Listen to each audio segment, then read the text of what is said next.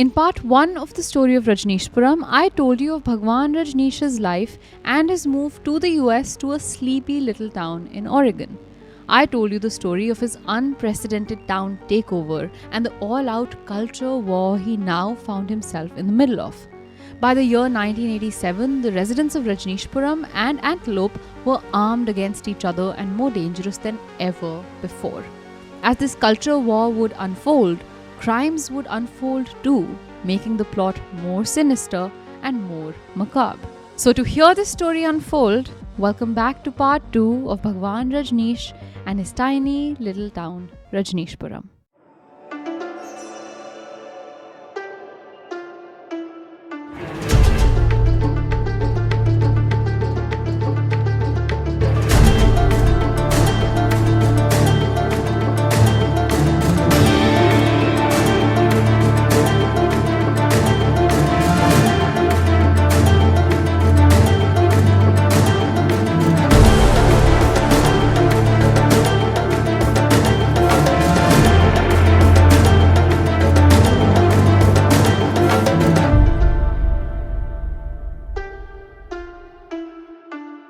Hi everyone, welcome to Desi Crime, a show where we dive deep into some of the craziest cases from around South Asia.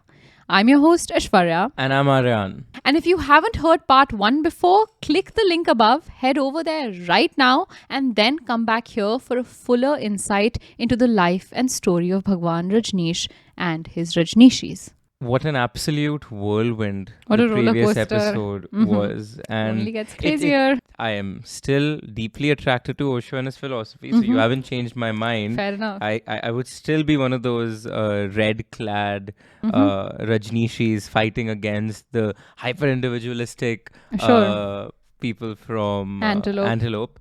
But by this point in his spiritual journey of a god man, Rajneesh has garnered 1 million or so followers. Yes. And that's what we are trying to do. We're trying to get 1 million or so subscribers. And so the only thing we ask of you, unlike Rajneesh who wanted money and God knows what all, some really nasty things. None of those. All we want is for you to click the subscribe button, that red little thing down there. Or if you're listening on Spotify, the follow button. I mean, is that really too much to ask for? I don't think so at all. I could do it so quickly. Come on, guys. Are my eyes not as captivating as Osho's?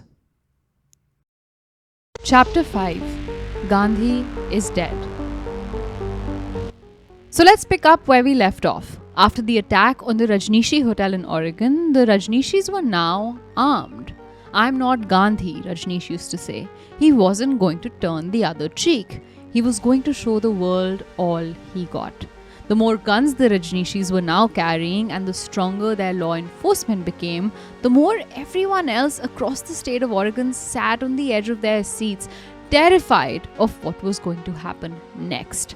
But also, the more guns the Rajneeshis deployed and the stronger their law enforcement got, the more the Justice Department had eyes on them. Something about this was off the Justice Department. These were people with access to policing databases from across the country, some of the most sensitive information any country has on its citizens.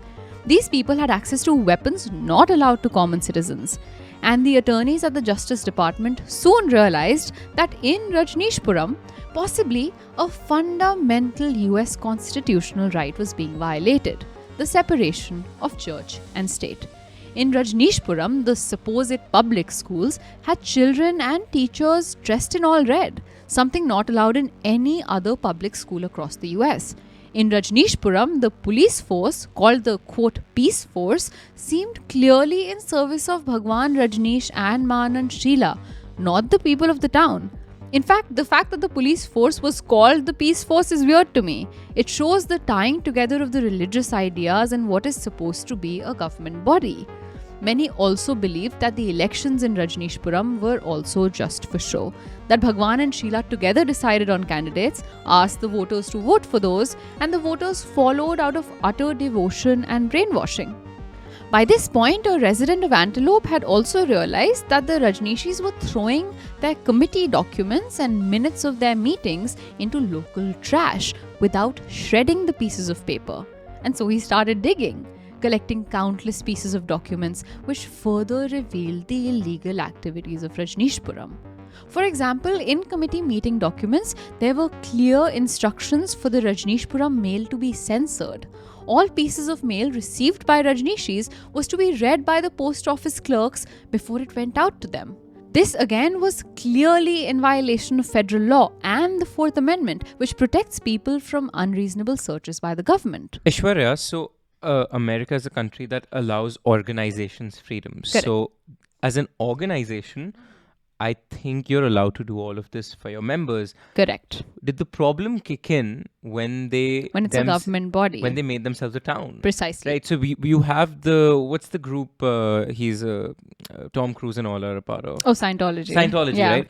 Those guys are up to all kinds of all weird kinds things of that are an infringement the of KKK still exists in the US. Exactly. So, yeah. So these are all invasions of the privacy of these individuals.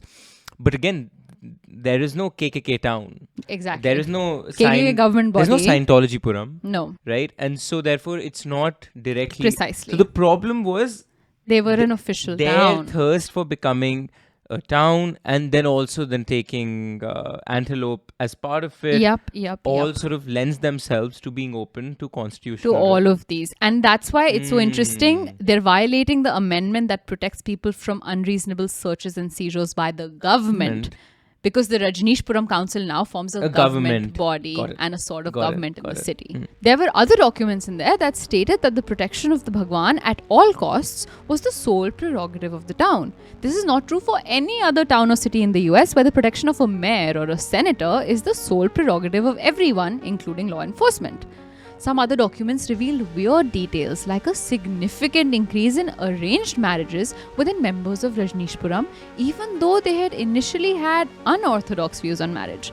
While these activities of Rajneeshis seemed more hidden, others were out in the open. I mean, you can't have a town with Desi aunties, no matter what the philosophy is. There were no is. Desi aunties in the town, which is the fun fact. Man. But anyway, sure, the one. Yeah. You need one. You need one Indian auntie arranged for marriages. A ton of arranged marriages to ensue. The reason behind that we'll get to really quickly.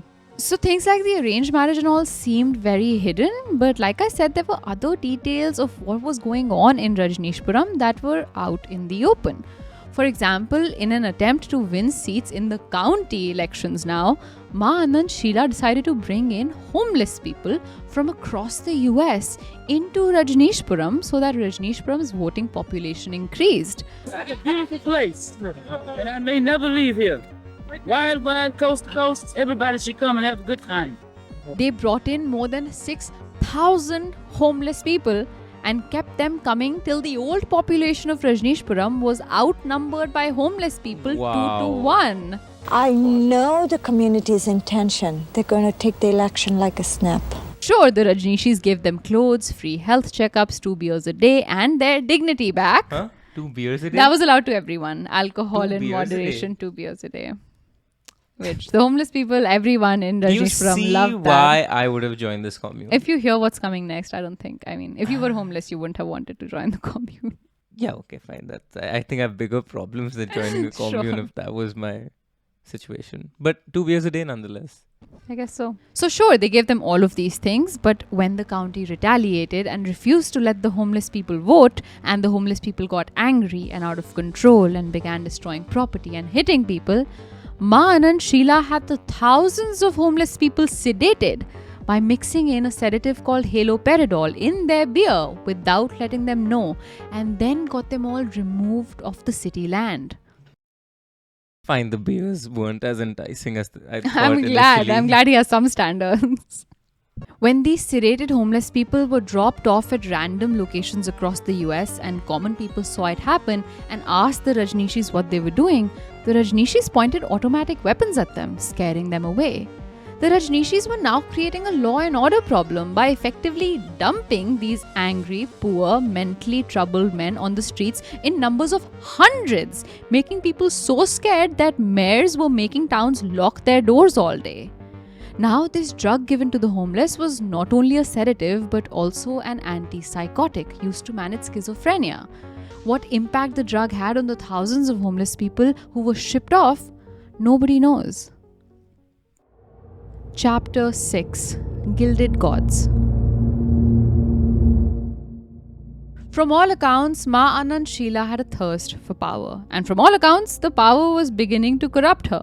The fact that Bhagwan now had countless followers in Hollywood, including the wealthy wife of Godfather's producer, whom Bhagwan did drugs like Valium and laughing gas with, made Sheela crazier. The fact that Bhagwan was closer to these women more than he was with Sheela drove her even angrier. The drugs made Bhagwan talk about things like the end of the planet and creating underground bunkers, and Sheela slowly began to watch the decline of the god she felt like she was destined to protect. The crazier Sheela got, the crazier her plans got. She would sit in her home called Jesus Grove in Rajneeshpuram with her trusted followers and create lists of the, quote, enemies of the commune, and would speak casually about getting them shot. On top of this list of enemies was a man named Charlie Turner. Turner was the United States Attorney for Oregon under Ronald Reagan, a man with immense power, and Turner was hell-bent on deporting Bhagwan from the US. When Turner began digging into Bhagwan and the Rajneeshis to find dirt, oh, he found it. Remember that resident of Antelope who started digging through the trash and found confidential Rajneeshi committee documents with arranged marriage records? These records were weird because the Rajneeshis had unorthodox views on marriage, and then all of a sudden there was a spike in marriage records. Those marriage records showed up again in Turner's investigation, and the deeper he dug, the more he realized he was witnessing the largest case of immigration fraud in the history of the US. 400 Rajneeshis had filed for and received green cards based on marriages to other US-based Rajneeshis. Now, sure, there's a possibility that all of them, or at least a majority of them, were actually in love with each other. But then Turner realized that none of these marriages, none, were registered in the state of Oregon, where the people actually lived and met. They were all registered to various other states that these people had no connection to. The more Charlie Turner dug his teeth into finding the criminal activities of the Rajneeshis, the more Ma Anand Sheela became hell-bent on getting rid of him. An ex-Rajneeshi who was one of Sheela's closest allies remembers the day she was made to buy a pistol and stand outside of Turner's apartment waiting for him to come out. When Turner didn't leave the building, the group discussed if they should just go into Turner's house and kill him there instead. In some ways, this was kind of worse than Jonestown. This wasn't a crazy man asking for suicide. This was, by 1984, turning into a planned and plotted killing mechanism. Make no mistake, the citizens of Oregon or the government officials in this case don't seem innocent either. They weren't irked by the illegal immigration or buying of property in Antelope as much as they were by the fact that the Rajneeshis were simply different from them. They hated the Rajneeshis' preoccupation with sex, for example, but may have never read the Bhagwan's book on sex, titled From Sex to Superconsciousness, which approached sexuality as a means for spiritual growth. They were simply, and sometimes without proper reason, out for blood and vengeance. And in my opinion, the starting point of that vengeance was bigotry, not illegality or breaking of federal law. But the Rajneeshis didn't help their own case. The more vengeful the American people and government got against the Rajneeshis, the more they dug into them. And the more they dug, the more harrowing a criminal underbelly they found. Aishwarya, I am not an Osho disciple by any means, right? But right. It's as much as you sound like it sometimes. I'm playing devil's advocate. Right. That's the one shtick I have on this show. But sure. Osho's philosophy on the whole, and several of his books and excerpts that I've read are quite appealing to me to some degree. Yeah. Something interesting to note, which is not coming as a biased observer, or perhaps it is this man was attacked by a Hindu extremist for being too Back liberal. in Pune, yes. He was attacked by a Muslim extremist for being too Hindu. Yeah. And he's being attacked by the entire Christian community of Appletown, or whatever the name of the place is. Antelope. Not Appletown. Yes, Antelope. Yes. That were Christians, and that turned on him for being too... I mean, they had their several reasons, but it's interesting to see this secular spiritual leader that is trying to unite both an Eastern spirituality take and Western material take, being attacked by all other organized religions, while sort of running a small quasi organized religion of his own. And it's kind of interesting. It's a little bit of the do what you want because people will hate you no matter what you do kind of logic. And a little bit it has to do with Osho's own actions and the organization, the actions of his commune, which we're getting into. While the government authorities were busy digging and the people of Oregon were showing up in record numbers, more than 95% voter turnout to prevent the Rajneeshis from taking office, the dynamic within Rajneeshpuram was getting heated too. You see, Ma Anand Sheela, the right-hand woman of the Bhagwan and the president of the Rajneesh Foundation, and the Bhagwan Rajneesh himself were drifting apart. I had mentioned previously the drugs and the Hollywood crowd and the impact it was having on Sheela. Well, this crowd only went on to get closer to Bhagwan, giving him hundreds of thousands of dollars, diamond-laden Rolexes, pieces of jewelry, and much more. Eventually, one of these Hollywood men, a man named Devaraj, became Bhagwan's personal physician. This was a man Sheela despised. Then Mahasya, the godfather lady as we'll call her, went on to marry Devaraj, making her the only other woman other than Sheela who had such a close line of contact with Bhagwan. Noticing these new wealthy people get so close to Bhagwan made Sheela wiretap Bhagwan's private residence. And from those wiretapped tapes, Sheela heard hours and hours of conversation between Bhagwan and Devaraj, which broke Sheela's heart. In those conversations, it was plain as day that Bhagwan was plotting his own suicide, asking Devaraj for the best methods to die a painless death, and Devaraj was procuring the drugs that made it possible for him. The plan was straightforward. Devaraj was going to inject Bhagwan with those drugs on the 6th of July of 1985. Aishwarya, so far the megalomaniac, the power-hungry human in this is Ma Anand Sheela. Yeah. And Osho or Rajneesh plotting his own suicide almost, and again, I'm not a disciple, but lends me to believe that this is not a power-hungry man, because if he was a power-hungry, money-hungry sort of, if he was in it not for the spiritual awakening that he preaches, why would he want to kill himself? Why would he want to kill himself if he had a really successfully running commune, which is exactly what he wanted, and everything was going the way he wanted it to go? Because I mean, this is a thing in many sort of Hindu sects and philosophies, which is once you reach a certain point of, one could say, nirvana, you decide to leave Earth on your own terms, right? Sure. And there are many documented cases of people doing this across Indian history. So it could be that, right? It could be. It could be. To me, it just doesn't explain Osho's actions moving forward, and we'll get to those actions. Okay. If the aim was to die a peaceful death, it doesn't explain those actions. Also, to me, the fact that he wanted to die doesn't necessarily prove that he was not involved. No, absolutely not. But I'm just pointing that out as one of the elements, comparing him to the one that was truly power hungry, which was Ma Anand Sheela. It's a little bit, to me, just convenient that the one person you've put in charge of everything is the power hungry megalomaniac, and you yourself, the person who put her there, the person in charge of everything, are the sage saint behind her that somehow has no accountability. But it's usually in her running your megalomania. Foundation, like in her being, kind of the organizer of your commune. But it's usually power-hungry people that aspire to positions like that and hence end up in those positions. I suppose so, but then if all of those disciples are truly there for you, what is preventing you from taking action to removing a power-hungry megalomaniac from position? I guess he was in love with her, perhaps, right? Something that I suppose about. So, but I don't know. It's really complicated. This whole position of how much of this was him versus her is really complicated, and I think that's where the division in this case lies. Now, Sheela knew that she had to stop this suicide attempt, and so Sheela does what she does. Employed the same woman she had employed to kill US Attorney Charlie Turner, an Australian woman named Catherine Jane Stock, or Shanti B, to kill Devaraj before he could kill Bhagwan. And Shanti B agreed. She took a syringe of her own, filled it with chemicals, and made her way to the crowd of devotees where Devaraj was also present. As she got close to him to whisper something in his ear, she jammed the syringe in him, took it out, and pretended like nothing happened in a crowd of thousands. To her, and Sheela's surprise, Devaraj survived and knew exactly who had tried to kill him.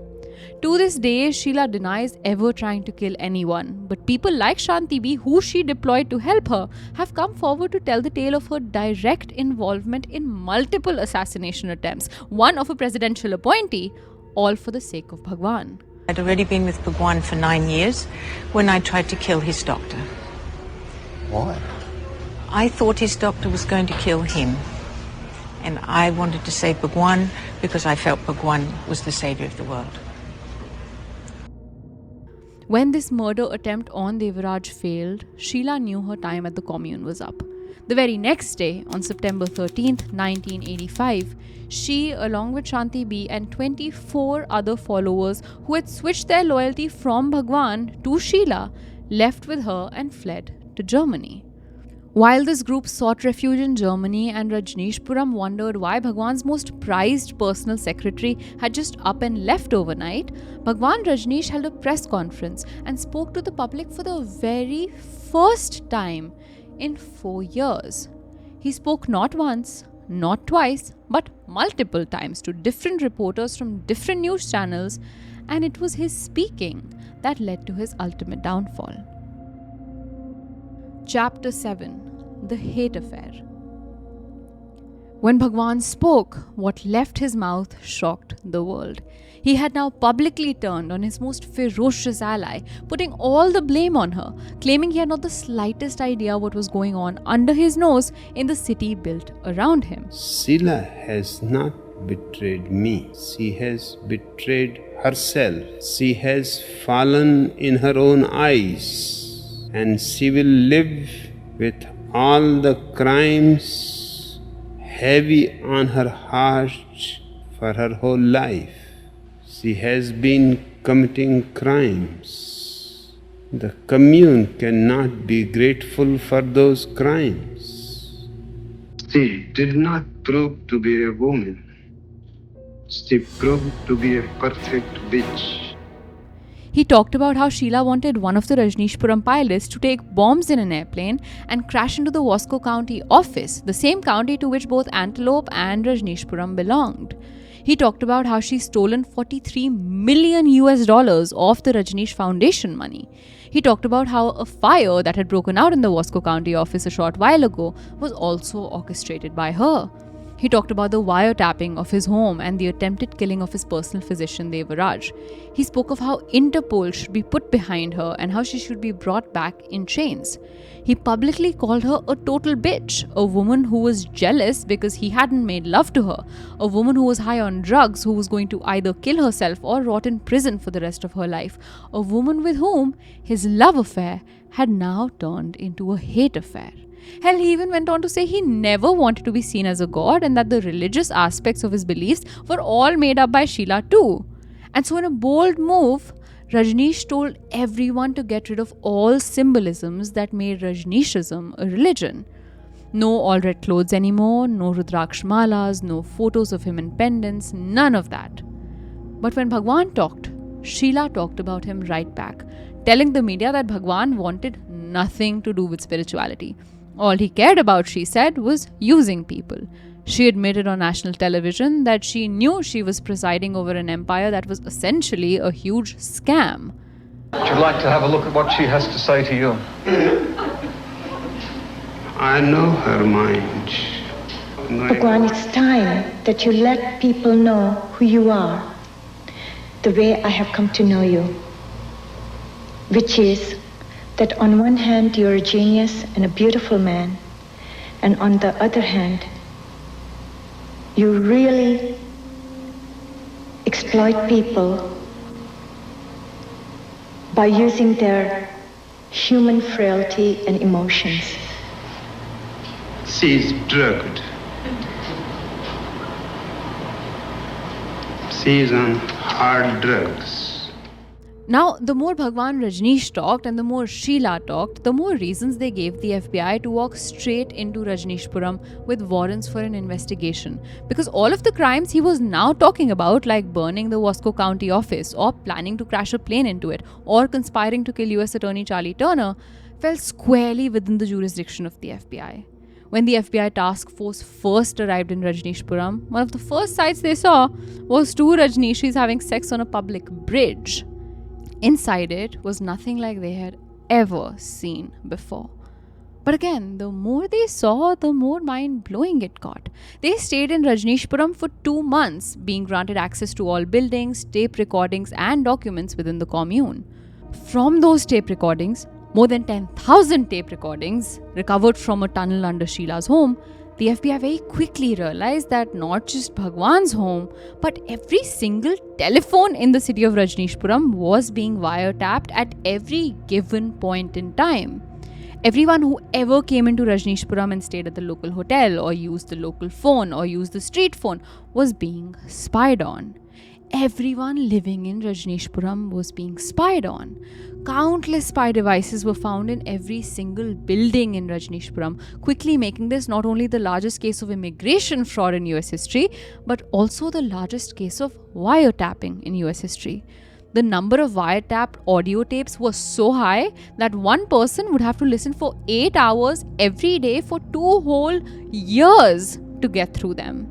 In those audio tapes, the FBI found records of illegally purchased guns, the receipts of which were intentionally destroyed, the purpose of which was to help assassinate people like US Attorney Charlie Turner and US Attorney Dave Frohnmeyer, people who featured at the top of Sheila's list of enemies. The calls gave the FBI a hint that the guns were possibly thrown into Lake Patanjali in Rajneeshpuram, and so the FBI called US Navy divers who dove into Patanjali with some of the most sensitive metal detectors known to mankind, and found the weapons.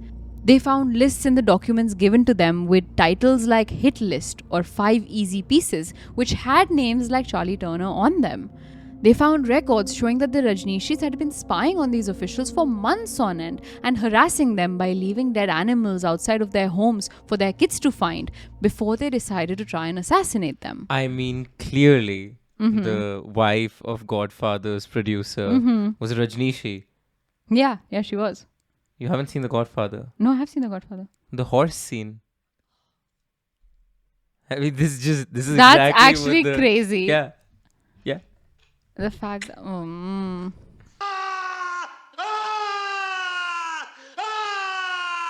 Sus.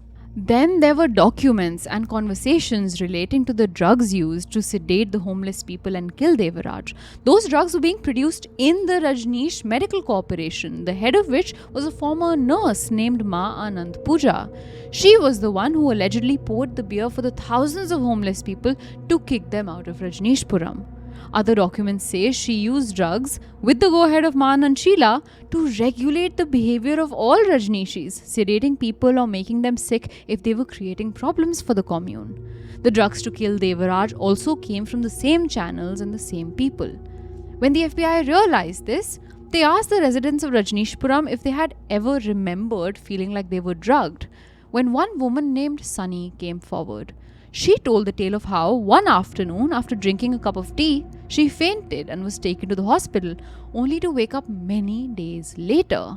When she now remembers the day this happened, she also remembers what happened shortly before she was poisoned. She remembers Rajneesh's Rolls Royce stopping in front of her at a celebration. A ton of roses were on the bonnet of the car. Rajneesh asked Sunny specifically to pick up the roses, and she picked one. "No, Sunny, you take all of those roses," he said to her in front of everyone. At that moment, Sunny felt like she was on top of the world. But she believes in the background, a jealous Man and Sheila watched this play out and poisoned Sunny shortly after. The more the FBI learnt about the drug abuse at Rajneeshpuram to make people sick, the more they got a pit in their stomachs. They now remembered 2 different incidents from just a year ago where countless people in Wasco County had fallen very badly sick very close to elections. In one incident, boxes of chocolates showed up at the doors of countless prominent Wasco members who were opposing the Rajneeshis. The box was disguised as a thank you for helping build a community dam. When people ate those chocolates, they all fell sick, and violently so. Their faces turned blue, they almost had seizures, they had chills for days on end and a fever that wouldn't go away.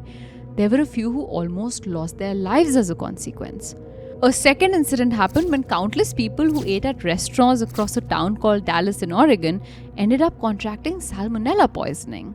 And sure enough, when the FBI dug into the medical buildings in Rajneeshpuram, they found that the Rajneeshis had in fact been culturing salmonella.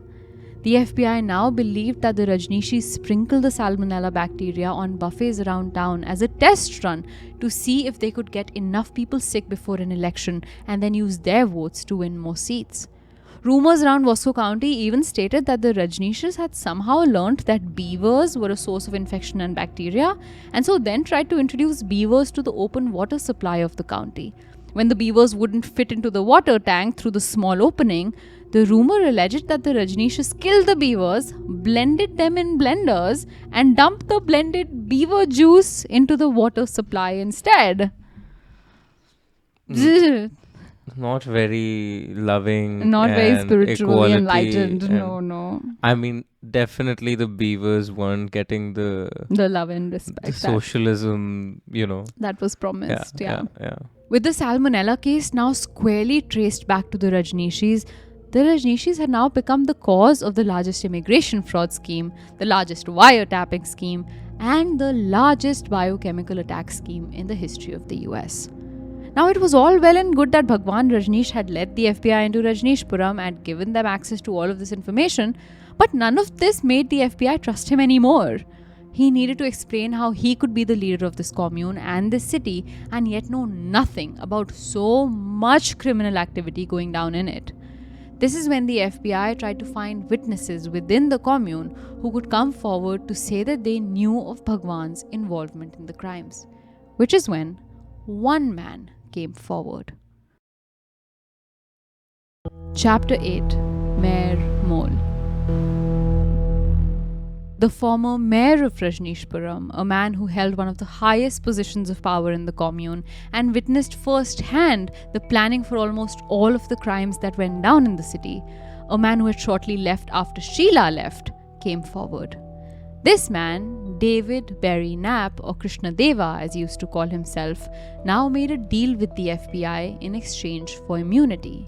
With Knapp's elaborate testimony to the FBI, the police was now ready to arrest Bhagwan for immigration fraud, a bioterror attack, wiretapping, and conspiracy to commit murder. But then they remembered Jonestown. They knew there were armed Rajneeshis within Rajneeshpuram who would give their life for Bhagwan. The Rajneeshis were in possession of 17,400 rounds of ammunition, 20 semi-automatic Uzi rifles, 96 AK-47s, and 1 million rounds of AK-47 ammo, which at the time was more ammo than all of the police forces of the state of Oregon combined. The FBI was scared for the safety of their officials and scared for the safety of common citizens around Rajneeshpuram and scared for the safety of some of the Rajneeshis too. And so 300 members of the Oregon National Guard and a full-fledged FBI SWAT team from San Francisco was deployed. The process of going to arrest Bhagwan was going to be no ordinary feat. It was going to be verging on war. While these military teams were getting ready to rain down on Rajneeshpuram, 2 airplanes landed on the Rajneeshpuram airstrip at 5:30 a.m. and within minutes took off. Now, there was nobody in Rajneeshpuram for the FBI to arrest. The Bhagwan they had prepared for had fled away in his private aircraft. But here's the thing about the FBI. If they're really out to get you, chances are they'll get you. Chapter 9. Never born, never died. The FBI, assuming Bhagwan was fleeing to Bermuda because he couldn't be extradited from there, alerted the Federal Aviation Administration and the Coast Guard, which were now tracking the airplanes. The FBI blocked all communication from the Rajneeshis to the airplane or vice versa. Nobody could now reach Rajneesh. Based on the kind of airplanes being used, the FBI knew the airplanes would have to stop within the US for refueling. And soon, they knew where they would be stopping: Charlotte, North Carolina. By the time Bhagwan's airplane landed in Charlotte, the police forces in Charlotte were ready with vengeance to take him in. When the planes landed, the police surrounded the airplanes and pointed all of their weapons at the pilots. And then, exited from the airplane the man people called God, looking more human than ever, with his hands handcuffed, being walked across the tarmac of the airport. Inside the airplane, the police found his guns, boxes of jewelry, his many expensive watches, and $55,000 in cash. While this was happening in Charlotte, the cabin in which Maanand Sheila and her 25 followers were staying in Germany was also raided by FBI and the German police, and they were all taken into custody before being extradited to the US. It was an attempt that hadn't gotten very far, even if the feds hadn't stepped in when they did. We were asked if we had the capability to go to Bermuda, and we just said no because of we don't have the correct communication navigation equipment on board, the high-frequency equipment that we need to get out there. To the best of your knowledge, why did you come to Charlotte? What we believed was happening was that the Bhagwan was simply sick and that they were trying to find a medical facility for him, and that was why the flight was so urgent and last minute, and until we landed here and opened the door, that's what we were going on. The second plane that came in, I guess they were waiting on someone to come out and meet them. Well, no one came out and met them there. There were a few minutes there that was kind of wait and see what's going to happen, so we blocked the airplane about the time they were unloading, and then we surrounded the plane, and there were no incidents. While Bhagwan Rajneesh looked frail, thin and weak, Sheila, on the other hand, smiled for the cameras and waved them a hi, showing an arrogance that pissed people off even more. But she pled guilty, agreeing to serve her 5-year prison sentence, paying $500,000 in fines, and promising to leave the US once she was released. If Rajneesh was found guilty, he'd be spending 175 years in prison. And by the time he came from Charlotte, North Carolina to Oregon for his trial, he was ready to cut a deal with the prosecution. He wanted to cut a deal not because he believed he was guilty, but because he believed his body could no longer take the torment it had been put through. In the court artist who was drawing up the scene, as they used to in the 1980s, compared the eerie and dark energies brought by the Rajneeshis to a darkness she had only once felt before, in the presence of Ayatollah Khomeini. That's a little bit extreme. Am I right? Comparing Rajneesh to Ayatollah Khomeini and common Rajneeshis, not just him. Ayatollah Khomeini being the Iranian dictator. Yes. Yeah, it's a bit extreme. That it kind of gives you an insight into the narrative that had been built around the Rajneeshis and the kind of paranoia at the moment. And I also think the kind of sort of radicalism the Rajneeshis espoused that made it feel like a sort of Iranian radicals or any radicals for that matter have with them you carry this aura of fundamentalism that at any moment at a man's sort of this hypnotized crowd was going to go crazy. And I think this is an important thing to understand the context of US politics at the time, with the Vietnam War and the Cold War having ended and the scare of communism across the world. It was just like a really agitated, weird time for everyone, so everyone's kind of on edge. In court, Bhagwan Rajneesh pled guilty to charges of immigration fraud and promised to leave the country.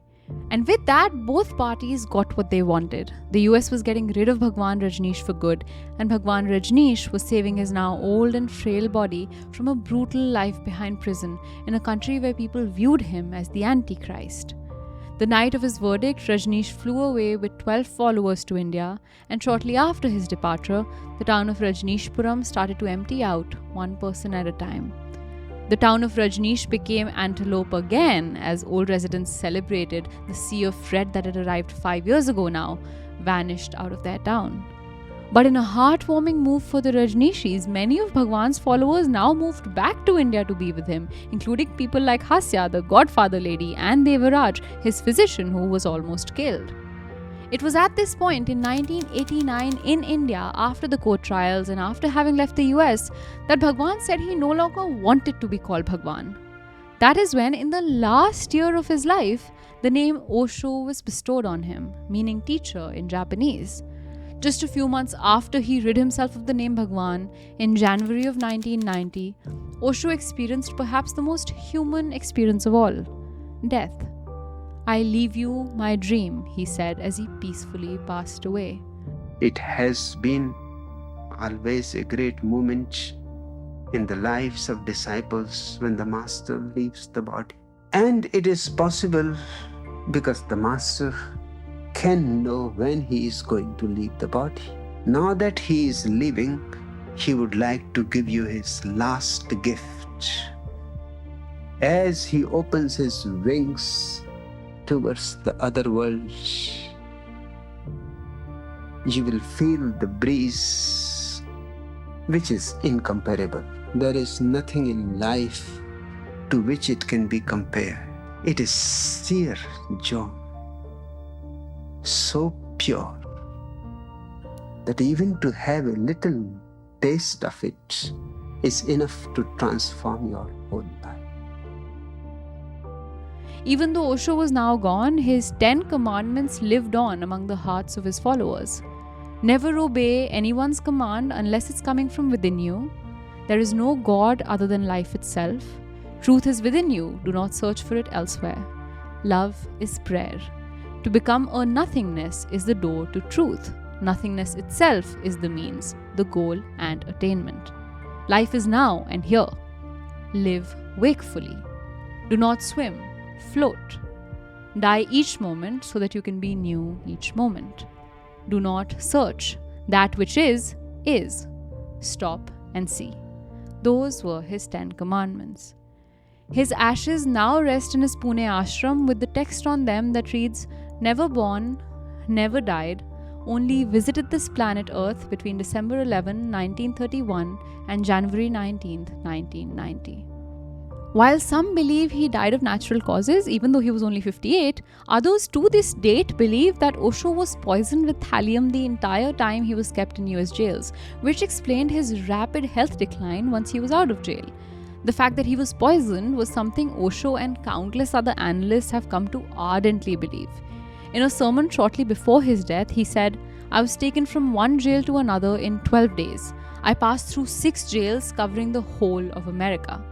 There are all sorts of symptoms of certain poisons. My hair has fallen out, my eyesight has become weaker, my beard has become as white as my father's beard when he was 75. They have taken away almost 20 years of my life." End quote. And they dragged me from jail to jail. In 12 days, I have been dragged to 6 jails. Now Dr. Amrito feels I was poisoned. Perhaps they poisoned me in all the 6 jails. That was the purpose of not giving me bail. And that was the purpose to complete a journey of 6 hours in 12 days. A slow poisoning which will not kill me immediately, but in the long run it will make me weak, and it has made me weak. The day I entered the jail, I was 150 pounds. Today I am only 130 pounds. I have been losing weight for no reason at all. Whether or not Osho was poisoned and whether or not he knew of the very serious crimes that took place on his own commune, many today have come to view Osho as a truly enlightened man, one of the very few who changed India's destiny. Even after his death, a growing army of Rajneeshis continue to find liberation through his progressive teachings. Some of his other former Rajneeshis like Maan and Sheila now live secluded lives in countries all over the world with bittersweet reminiscence of their time with the Guru. Was Osho an enlightened Guru or just a flawed human like all of us? Was he someone with revolutionary yet provocative ideals that were maybe too forward for the 1980s and maybe even for today? Could he somehow be both? Could he be responsible for illegally sedating thousands of homeless people and plotting to kill his critics while also being a sage? This case leaves you with questions about your ethics. Can we follow his teachings today without condoning his irresponsibility and possible criminality? Can we take his commandments forward without taking him forward? I think that's a subjective choice. Osho to me was the embodiment of yin and yang, and maybe he will live in all of our memories as just that. If you like what we do here at Desi Studios and absolutely love what we're wearing today, this is merch you can go buy all for yourself. You can buy this Desi Crime merch in our YouTube store on the link down below at Kadak Merch. Keep the engines at Desi Studios rolling so we can pay our videographer right behind the camera to make these amazing episodes just for you.